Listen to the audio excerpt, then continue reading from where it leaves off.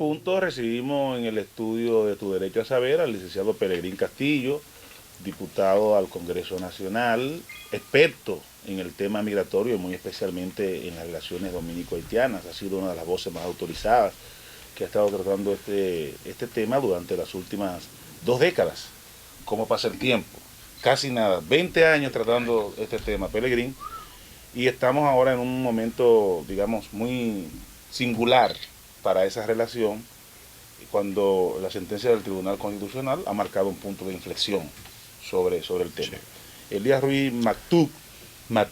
Buenos días, licenciado Pelegrín Castillo. Bueno. A mí me encanta el hecho de que usted participe en Tu Derecho a Saber en el día de hoy, sobre todo en esos días que se está discutiendo tanto sobre una sentencia, la sentencia 168-13, y sus beneficios o sus contrariedades. ¿Qué piensa usted sobre esa ley, sobre esa sentencia? Bueno, ante todo, quiero agradecerles la invitación, la oportunidad de comunicarme con el público de Tu Derecho a Saber. Eso, agradecerle que me hayan invitado a tratar este tema, felicitarlos por este espacio, creo que es muy necesario, el país necesita más pluralidad informativa y además me gusta mucho el título, Tu Derecho a Saber del programa. El nombre del programa es realmente muy sugerente. Muy sugerente, claro. Y muy, vamos a decir, necesario, porque la información es una necesidad ciudadana, pero también es un derecho. Ser bien informado, ser bien tratado por la comunicación es un derecho de la ciudadanía. Sí, sí. Que no lo manipulen, que no lo desinformen, que no lo engañen. Por eso lo felicito a ustedes, a Rafael Núñez, a todo el equipo que trabaja Pelegrín, en Tu Derecho a Saber. Entonces, ¿qué piensa usted? Antes de eso, para reivindicar aquí un papel que realizó el diputado Pelegrín Castillo en la reforma constitucional, que fue, recuerdo, la única persona que explicó el tema de información veraz. Sí. Cuando se generó todo un debate, sí, muy condicionado por las confusiones de la opinión pública, claro, sobre la significación de información veraz. Claro. Y se asimiló el concepto de información veraz al concepto de censura previa. Pelegrín reivindicó el tema de la información veraz, sí, sobre todo bajo el entendido de que el derecho a la información no es solamente el derecho subjetivo, el derecho de una persona a la información, es la sociedad, sino ese derecho también se torna un derecho colectivo, de carácter difuso. Colectivo. Claro. No se puede construir democracia, institucionalidad, transparencia sin un buen sistema de información. Y obviamente el presupuesto de un buen sistema de información es la veracidad, que no significa necesariamente la verdad, sino que la información que se sirva pueda ser verificada y verificable, que es el concepto que han asumido los tribunales constitucionales que han juzgado sobre esta materia. Tú eres un especialista en la misma. Además... por un tema básico, y es el tema de que toda la lucha por el poder pasa por aquí. Sí, claro. Estos medios de comunicación, pero bueno, ese es otro tema que... Pero el tema que vamos a tratar tiene que ver con información. Sí, claro que sí. Claro porque realmente, cuando uno ve cómo se está manejando esto en los medios de comunicación, uno puede perfectamente comprobar que hay toda una campaña de desinformación, de manipulación, de distorsiones, de mentiras, porque quieren preparar un escenario no para consumo nacional, sino para consumo internacional. Cuando uno ve que importantes periodistas de la vida nacional están hablando de genocidio, de apartheid, de leyes hitlerianas, de xenofobia generalizada. ¿Qué busca eso? ¿Qué procura eso? ¿Cuál es la lógica de todo eso? Ellos saben internamente que aquí no van a poder imponer sus posiciones. Ya la decisión del Tribunal Constitucional es inapelable. Entonces están preparando un escenario internacional para que sea la Comisión Interamericana de Derechos Humanos y la Corte, más las presiones que se han articulado, las redes de apoyo que se han articulado y que se empiezan a manifestar, las que le impongan a República Dominicana una decisión diferente a la tomada por los poderes públicos. Y eso puede ocurrir, doctor. Eso puede ocurrir. Yo le preguntaba aquí a el doctor Eduardo Jorge Prat sobre eso, porque yo decía, bueno, pero si la sentencia del Tribunal Constitucional es inapelable, ¿puede una Corte Interamericana, una organización internacional, obligarnos a nosotros a no cumplir con nuestra sentencia, con nuestra Constitución de la República? Mira, yo le voy a dar a ustedes una serie de informaciones, a compartir con su público, una serie de testimonios personales, porque a lo largo de todos estos años, como legislador de la República, como dirigente político, como investigador del tema, he tenido oportunidad de ponerme en contacto con muchos actores y además he asistido a muchos escenarios, y es importante que se conozcan estos antecedentes para entender lo que está pasando. En el año 1999, República Dominicana fue llevada ante la Corte Interamericana de Derechos Humanos. Fue la primera vez.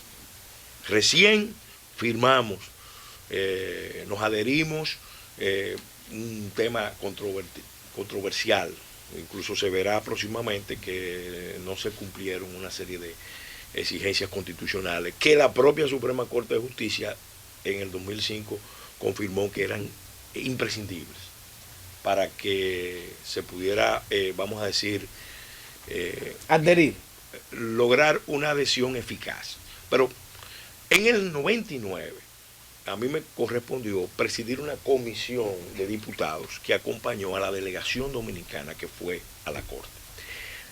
La Comisión Interamericana de Derechos Humanos, que todo el continente sabe que es un órgano bajo una influencia preponderante del Departamento de Estado. Vamos a decirlo con toda claridad y responsabilidad. pelos y señales. La Comisión Interamericana presentó el primer caso contra República Dominicana con la difusión de un video titulado, oigan el título, República Dominicana, el apartheid del Caribe. Sí, recuerdo. Para los que no lo saben, apartheid es un crimen de lesa humanidad castigado en todos los convenios internacionales. Es decir, que lo diga una ONG, uno puede entenderlo, pero que la Comisión Interamericana, en la presentación del primer caso contra República Dominicana, de la apertura con la presentación de un video con ese título, ya dice mucho de cuál es la intención. Y después de presentar un caso tan mostrenco como el que se acaba de presentar ahora en la sesión de la Corte en México, en Ciudad de México, que todo el mundo aquí en República Dominicana lo ha visto, después de presentar ese caso, la conclusión de la comisión, ¿cuál fue? Es bueno que lo tengamos presente. La conclusión fue que la Corte, en virtud de una acción popular y que ellos estaban interponiendo, le prohibiera al Estado dominicano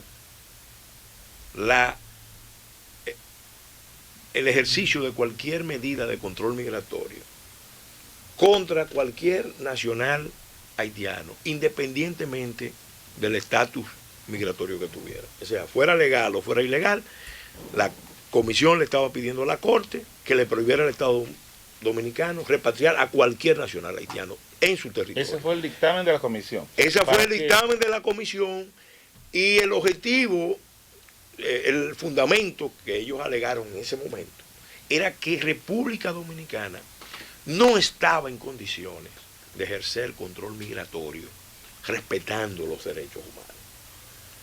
Obviamente la Corte no, en el primer caso contra la República Dominicana, no podía ir tan lejos atendiendo a esa petición, pero la comisión, repito, esbozó la estrategia que se iba a seguir y se ha venido siguiendo contra República Dominicana. Por eso cuando yo digo que el objetivo de estas perdóneme, ONGs doctor, pero y sus agentes ese locales, video después fue resultó ser falso, tengo entendido. mira, fue una presentación que, porque no nos olvidemos que detrás de todo esto hay mucho cinismo y mucha manipulación. Miren, los casos contra República Dominicana, por lo menos en esa sesión, lo presentaron, además de los abogados de la comisión, un grupo de estudiantes de universidades norteamericanas que estaban haciendo práctica. Okay. Una clínica jurídica contra un Estado. Es decir, estudiantes de la Universidad de Columbia y de Berkeley eran los que estaban armando ese caso contra la República Dominicana y entendieron que era muy, o sea, porque tienen que poner un desafío muy grande. Ellos están luchando contra el apartheid, ¿no? Entonces, yo recuerdo que llamé al padre Rucuá y a Sonia Pierre y les dije, miren, yo creo que ustedes están cometiendo un abuso contra la República Dominicana, porque el país que más acogida, que más apertura, que más comprensión, que más tolerancia tiene con el drama del pueblo haitiano es República Dominicana. Y usted, padre, le dije, que viene toda la semana a Santo Domingo, que pasa toda la semana por la avenida George Washington, usted sabe que la muestra de pintura haitiana más grande del mundo durante años ha estado en la principal vía turística de República Dominicana. ¿Cómo usted, que es el actor principal de ese documental, acepta participar contra la República Dominicana con ese tipo de acusación? Incluso yo le dije, miren, yo creería en la sinceridad de ustedes. Ustedes están sencillamente apasionados, pero son sinceros en su equivocación. Si ustedes, en su análisis de la realidad de los haitianos en República Dominicana, además integran la visión del drama de la nación haitiana. Porque en el fondo, no nos olvidemos de cuál es el problema medular. El problema medular no es el problema de los haitianos en República Dominicana. El problema medular es que Haití es un estado colapsado, es un estado que perdió la viabilidad, es un estado que está pagando el precio de la exclusión a la que fue sometida por muchos años por parte de las potencias, que está pagando el precio de la falta de integración interna de su clase política, de su clase dirigente, que no asumen responsabilidades con la masa de la población. Y entonces, obviamente hay un daño estructural, un daño que incluso las Naciones Unidas, y este es otro dato bueno para comprobarlo, yo aquí en mi libro lo cito, Haití, los intereses nacionales, lo publiqué en el 2011, y es un resumen de muchas de las posiciones nuestras. Lo hice deliberadamente de 100 páginas para que la gente lo pudiera lo pueda leer. Ahí hay un resumen de las posiciones. En el 49, en el primer informe que Naciones Unidas hacía sobre Haití. Perdón, Pelegrín, antes de ese informe, para que no se nos no digregarnos, tú mencionabas al padre Rucuá, que fue un actor importante de todo este debate, en la construcción de todo este discurso de apartheid que se instaló en República Dominicana. Pero ciertamente hay una orden religiosa en República Dominicana que ha estado digamos, al frente de todo este discurso. ¿Qué ha llevado a los jesuitas? Porque hay que separar un poco los intereses. Uno entiende los intereses, por ejemplo, de ONGs que tienen un activismo fundado esencialmente en un sistema de financiación internacional. Pero uno no puede decir una cosa como esa de la orden de los jesuitas, una orden comprometida socialmente con, digamos, los de abajo. Entonces, ¿qué ha llevado a los jesuitas a asumir un discurso tan extremista en República Dominicana? Mira, antes de responder esa inquietud, debo decir que el informe del 49, porque ese es el punto de partida de todo esto, les recomendaba, conclusión número 5, a los gobiernos haitianos fomentar la migración masiva de familias enteras en forma permanente hacia las zonas del Caribe menos pobladas. Entonces, estamos hablando de un plan. Una misión técnica de Naciones Unidas fue, Naciones Unidas recién constituida, apenas tenía unos años de constituida, mandan una misión a solicitud del gobierno haitiano a hacer una evaluación de la realidad de Haití. Y la conclusión número 5 era que ya había un daño medioambiental, ecológico, una degradación de los recursos del suelo. 1949. Ya. Entonces ya ahí Naciones Unidas les recomendaba a los gobiernos haitianos fomentarlo, repito, para los que creen haber oído mal, la migración masiva de familias enteras en forma permanente hacia otras zonas del Caribe menos pobladas. Eso incluso aquí generó un debate en el que intervinieron algunos internacionalistas dominicanos. Incluso recuerdo que fue la época en que desde aquí se formuló la tesis de que era bueno que se abrieran las Guyanas, para que la migración fuera al territorio francés de ultramar. Pero ese es el punto de partida, porque eso demuestra que ya en el 49 Naciones Unidas sabía que había un problema estructural, un problema de viabilidad nacional en Haití. 50, 60 años después, obviamente, el asunto se ha agravado a unos niveles increíbles. Ahora, ¿por qué los jesuitas asumen esa posición? Miren,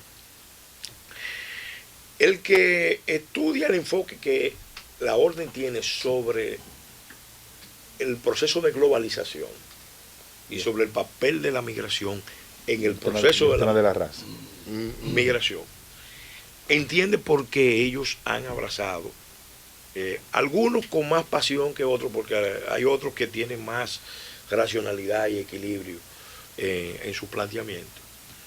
Asumen, ahí se demuestra cuál es el trasfondo ideológico que hay. Hay una idea de que ellos tienen observatorios de migración en todas partes, en buena parte del mundo, son más de 70 organizados en diferentes puntos del mundo, entonces cruzan las informaciones de todo el mundo, porque en su visión de mundialización, de globalización, que es un movimiento de la humanidad, sin lugar a duda. Ahora mismo estamos en un momento en que los pueblos de la Tierra están cada vez más interconectados. Ellos asumen la idea de que el destino final es la eliminación de la frontera. Bueno, eso lo planteó Joaquín Balaguer hace muchos años y todo el mundo dijo que él estaba inventando. Bueno, mira, esto es otro dato importante, ya que tú mencionas a Balaguer. Balaguer, sin lugar a duda, y la historia lo va a ir valorizando, reivindicando, es un hombre de Estado.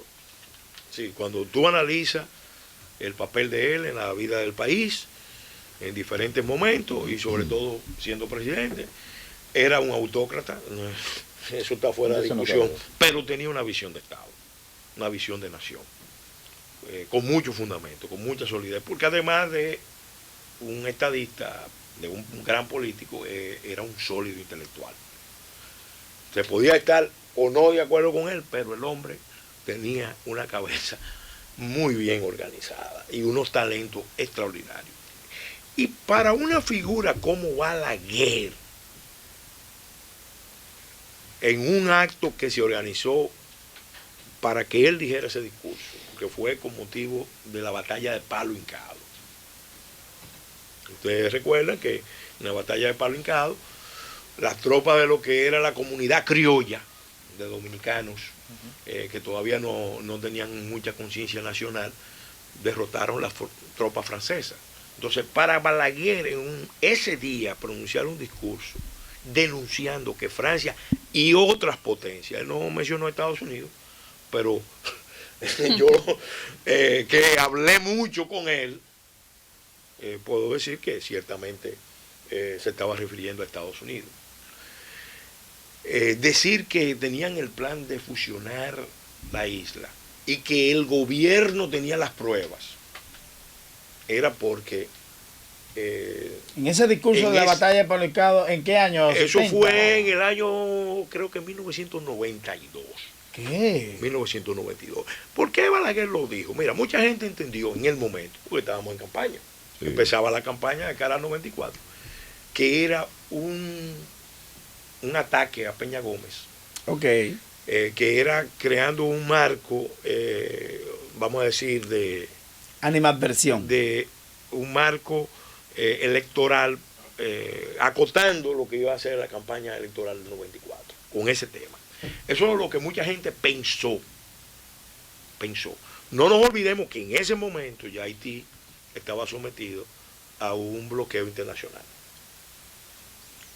Ya había una crisis. A la sazón estaba Cedras. Raúl Cedras. Habían depuesto al presidente Aristide. Sí, a Aristide lo habían depuesto con 1991. un golpe violento.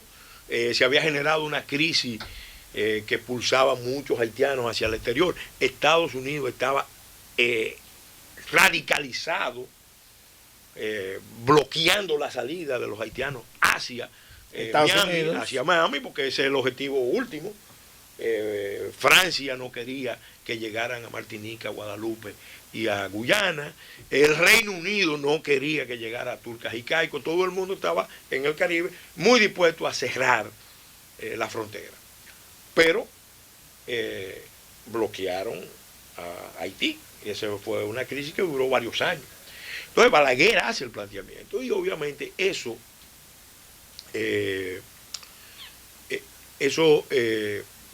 amerita una investigación. Aquí no se ha hecho la investigación. Yo en ese momento indagué, porque un líder del nivel de Balaguer, presidente de la República, con la experiencia que tenía, se atrevía a hacer una afirmación tan enfática como esa. Y después la planteó en otros escenarios. En realidad, todo parece indicar que, y ya estamos a 20 años, o sea que esos son aspectos que se pueden medio desclasificar, y sería bueno que mucha gente que estaba junto a Balaguer ahora hablara y complementara esa información. La información que yo recibí en ese momento, hay mucha gente cercana a Balaguer que conoce las interioridades. Diga las iniciales. No, o sea, hay varias. Entonces, ¿qué yo digo? Yo creo que este es un buen momento. En ese momento, la información que yo recibí y que recibieron los miembros de Unión Nacionalista, que ya se había conformado, era que 2 ministros dominicanos habían ido a Francia y en una cena de Estado, unos ministros franceses, presidía Francia Mitterrand, François Mitterrand, había planteado el tema de por qué nosotros no íbamos a la unidad de la isla. Doctor, mire... Que no, óyeme, que la gente cree que esto fue algo que surgió ahí con la posición de Balaguer. No, no es verdad.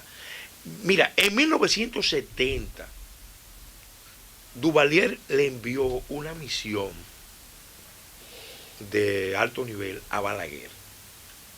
François Duvalier, encabezada por el canciller Chalmer y por el general Cambron. Y fueron donde Balaguer a proponerle un plan de integración insular que abarcaba la creación de infraestructuras comunes, una flota común, un pasaporte común. Todo el programa que Balaguer describe en la Isla Revés, en el capítulo final, en uno de los capítulos finales de la Isla Revés, fue en esencia la propuesta de Duvalier. En ese momento, el doctor Balaguer nombró una comisión de Estado, era parte el embajador Saladín, en ese momento era director de CEDOPE o funcionario de CEDOPE, Milton Mesina y otros más, que le hicieron una contrapropuesta a las autoridades haitianas. La contrapropuesta fue de la apertura de eso que tenemos ahora, de comercio fronterizo, limitado. Pero lo que estaba planteando Duvalier era realmente un plan maximalista. Y eso es así. En el 1978. Doctor, perdón, antes de que usted avance ahí. A mí me interesa preguntarle algo Sí. también sobre las reacciones recientes Sí. sobre la sentencia. Sí. Sí, exactamente por ahí. Bueno, Pero vamos a hacer una cosa. Exactamente Vamos a la hacer cosa. una. Es que Vamos a hacer una. No, realmente es interesante que Pelegrín haya hecho unos aportes de carácter histórico, ¿verdad? son mucho Y más. sociológicos. Pero vamos a hacer una pausa. Entonces ya cuando regresemos, vamos a venir. Pero vamos a hacer la Con- pregunta antes Sí, de irnos Vamos a la- dejar en el dejarla, aire la antes de irnos a la pregunta. pausa. Para Mira, dejarla, mira la pregunta siguiente. Todo eso de carácter histórico parece devenir en una situación que se ve ahora. Esos son los resultados de lo que ocurrió en esa época. Y lo que más me preocupa de todo esto, y ahí es que quiero yo su opinión, Aquellos polvos han traído estos lobos, como dicen. para que sepa. Claro. ¿Qué sucede ahora? Que hay grupos de dominicanos y dominicanas que están auspiciando esto. Bueno, pero. O sea, acaba de denunciar una dirigente indígena nicaragüense que fue un colectivo de mujeres dominicanas ¿qué le pidió? las que Sí. le pidió que hicieran este desorden en una conferencia regional del Caribe. Porque no nos olvidemos, fíjense, el que tú. Pero perdón, Pelegrín. Vamos a ir a la pausa. Sí. Y cuando regresemos, vamos a regresar Venimos con esa respuesta. con el tema de la sentencia. Y hay un aspecto muy importante Sí. que creo que no debemos aprovechar la presencia tuya aquí en el programa, que es el tema del plan de regularización. Claro. Técnicamente, ¿con Sí. qué se come eso? Está bien. Ya venimos. Bien.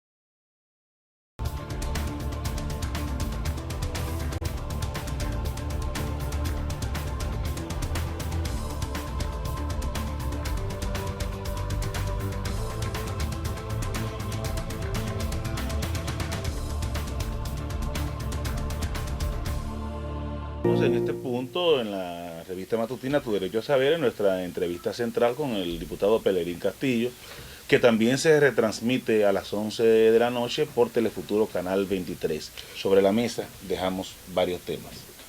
Elías, por favor. El asunto de lo que tiene que ver con las dominicanas y dominicanos involucrados en esto tiene que ver de manera histórica con el arrastre de lo que usted contaba. Y óyeme, inaudito que sea una extranjera que lo denuncie. A nosotros no nos debe sorprender. Juan Pablo Duarte, cuando se fundó la República, nos dio un manual de instrucciones y de precauciones. Y nos dijo, miren, siempre va a haber una facción Sí. que De va a malos conspirar, dominicanos. de malos dominicanos, Sí. que va a conspirar contra la nacionalidad, aunque para ello tengan que destruir la nación entera. Y eso ha sido a lo largo de la historia.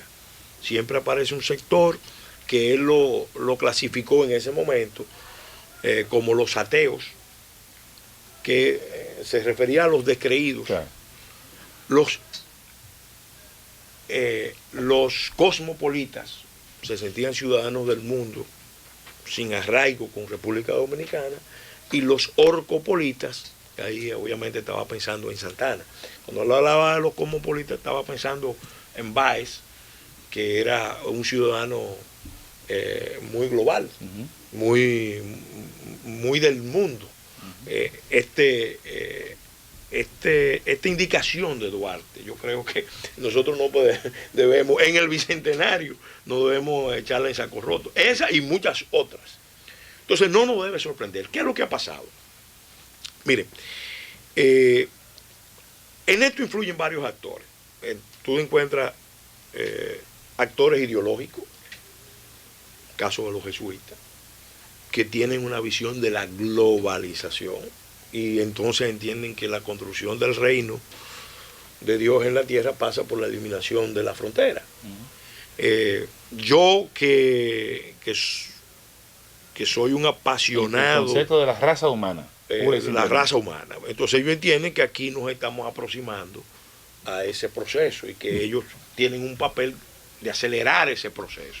El que lee mucho de su doctrinario sabe que ese es un enfoque que está en la base de todo esto. Yo a ellos les he dicho, miren, en el fondo esta posición es contraria fundamentalmente a los principios formulados en Paz en Integri. ¿Por qué? Porque estamos hablando de un Estado colapsado, de un Estado fallido, de un Estado que perdió la viabilidad. En ese contexto, los principios ordenan que la comunidad internacional asuma una responsabilidad excepcional. ¿Qué es lo que ha pasado? Que la comunidad internacional, que sabe que Haití es un Estado colapsado, que sabe que es un Estado fallido, no quiere asumir el nivel de compromiso y de responsabilidad que significa levantar Haití, reconstruir Haití, estabilizar Haití. Y está buscando una fórmula minimalista, una fórmula evasiva, una fórmula irresponsable, tratando de que el Estado vecino, en este caso un Estado débil, explotando las debilidades del Estado, la vulnerabilidad de sus clases dirigentes políticas, empresariales, intelectuales. Entonces cargarle el problema, el drama de la nación haitiana, que no lo creó el pueblo dominicano, cargárselo entonces al pueblo dominicano. Y eso desde el punto de vista moral, desde el punto de vista de los principios incluso cristianos, es una iniquidad, es un gran abuso, es una inmoralidad. ¿Y qué debemos nosotros hacer entonces, Pelegrín? Porque entonces, es que nos están acosando. Espérate, te estoy hablando de los agentes ideológicos. Hay gente que también se formaron para un mundo unificado alrededor, no de las naciones, sino de las clases. Ahí hay, por ejemplo, tú encuentras los militantes más firmes de esas posiciones fueron en su momento, por suerte que está Consuelo de Pradel, y otros más, pero la mayoría de los exmiembros del Partido Comunista Dominicano son partidarios del proceso de unificación. Doctor Castillo, pero el tiempo, pero no quiero pero vamos a otro. Ahora hay un grupo que está el negocio, porque vamos a estar claros, está el negocio. Aquí hay que hacer una investigación en profundidad. Está el negocio, o sea que reciben dinero. Todos los años. Sí, todos los años hay una asignación importante. Hay un sinnúmero de ONGs en Haití y en República Dominicana. Doctor Castillo, Sí. hay unos diputados de Haití. Salió publicado en el periódico haitiano, me parece que se llama Le Le Noveliste. Noveliste. Okay. Han enviado una carta al Congreso Dominicano pidiendo que se derogue la sentencia del Tribunal Constitucional.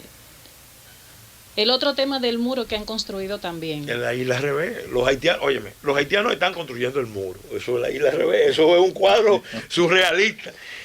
No es República Dominicana. Si República Dominicana toma la decisión de construir el muro, No, si estuviese cayendo el mundo. los cielos se caen. Pero si lo hace Haití, eso está muy bien. Yo te voy a decir una cosa. Yo estoy totalmente de acuerdo con que hay que fortalecer el Estado haitiano. Es más, precisamente la posición crítica que tengo es por el hecho de que la comunidad internacional tiene una posición cínica, una posición manipuladora, una posición imperialista muchas veces, porque ellos han descartado a Haití como sujeto. Realmente, cuando tú hablas en privado, te aceptan realmente Una doble moral. que Haití es irrecuperable, que eso es un caso perdido. Ellos lo han desahuciado. Tú encuentras muchos actores internacionales porque tú le dices, bueno, en ese caso la comunidad internacional tiene que asumir un compromiso serio, un compromiso consecuente con el destino de Haití. El país que más quiere y más precisa eso es República Dominicana. Claro. Entonces, ¿qué pasa? Los haitianos están haciendo lo que tienen que hacer. Claro. Si yo fuera haitiano, Empujándolo a un flujo migratorio, presión. si yo fuera haitiano, yo estuviera haciendo lo que ellos están haciendo. ¿Dónde estamos fallando?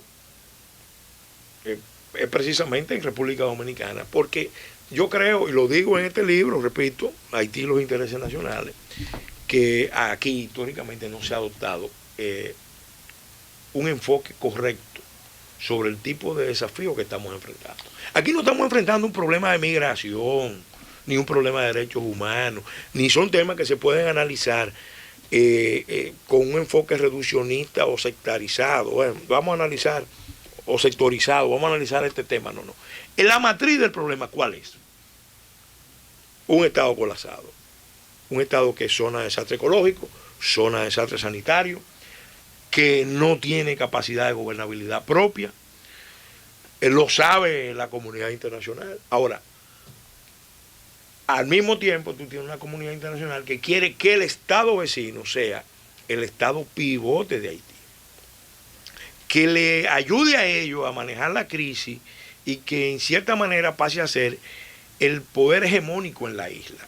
Entonces eso ni ayuda a la reconstrucción de Haití, y por el contrario, con el paso del tiempo nos está creando condiciones de desestabilización a nosotros. Pelegrín, Francis, entonces ese es el enfoque que yo he dicho que nos está metiendo en este encerrón. Para venir con, que ya lamentablemente el tiempo se nos agota, para venir con el tema del plan de regularización. Francis Javier. Doctor Pelegrín Castillo, el fallo del Tribunal Constitucional resuelve el problema migratorio. Mira, el fallo del Tribunal Constitucional es un paso histórico, valiente, responsable, de afirmación de la soberanía y de la autodeterminación, pero un fallo por sí solo no va a resolver un problema de estas dimensiones. El fallo tiene el valor, la significación de decirle al mundo: aquí no hay una solución dominicana a los problemas haitianos. Porque en el fondo el metamensaje del fallo es decirle: ustedes que han estado trabajando por mucho tiempo para desordenar este país, para acorralarlo, para, vamos a decir, imponerle desde el exterior un enfoque diferente sobre nacionalidad, sobre migración, sobre frontera, no van a lograr su objetivo. Entonces, ¿qué pasa? Todos los poderes del Estado, todos los dominicanos verdaderos, los buenos y verdaderos dominicanos de que hablaba Duarte, tenemos, que son la gran mayoría.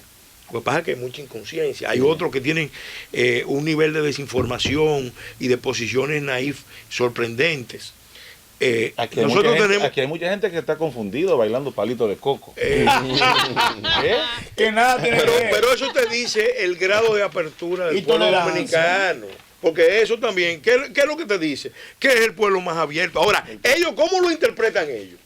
Ellos lo interpretan de que, bueno, finalmente esto es un problema de una minoría, de unas élites que están manejando esto, oponiéndose, resistiéndose, pero que la gran mayoría del pueblo dominicano va a aceptarla. En el fondo es la unificación. Doctor, usted vamos a estar claros. Escribió esto en el año 2011. Mira, esto dice, no se escribió. No hay que buscar la solución a la crisis de Haití en la República Dominicana. Y veo que está titulado, míralo aquí, en un periódico francés. No, haitiano.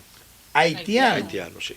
Mira, esto fue, ese es el último documento que colocamos en este libro, porque aquí hay un recuento que empieza con una conferencia que yo pronuncié ante el Instituto de Generales y Almirantes de las Fuerzas Armadas, que se llama Geopolítica de la Isla de Santo Domingo, Migración Haitiana y Seguridad Nacional. Pero termina con la reseña de mi intervención ante un grupo de líderes haitianos en el Hotel Jaragua, fue en el 2010, en 2009, antes del terremoto, donde yo le hacía unos planteamientos al liderazgo haitiano que está interesado en que República Dominicana no pase a ser el país hegemónico. Yo quiero concluir con esto. Miren, aquí ¿qué es lo que estamos discutiendo? El plan de regularización es el camino. Seguido, que es la única fórmula institucional, de una modificación de la ley de naturalización para que esos casos de hijos de extranjeros nacidos en República Dominicana puedan adquirir la nacionalidad vía naturalización. Es un proceso controlado, es un proceso que respeta la Constitución y las leyes de la República, pero obviamente nada de lo que se haga en ese campo va a funcionar si nosotros no tenemos control en frontera y control de visado.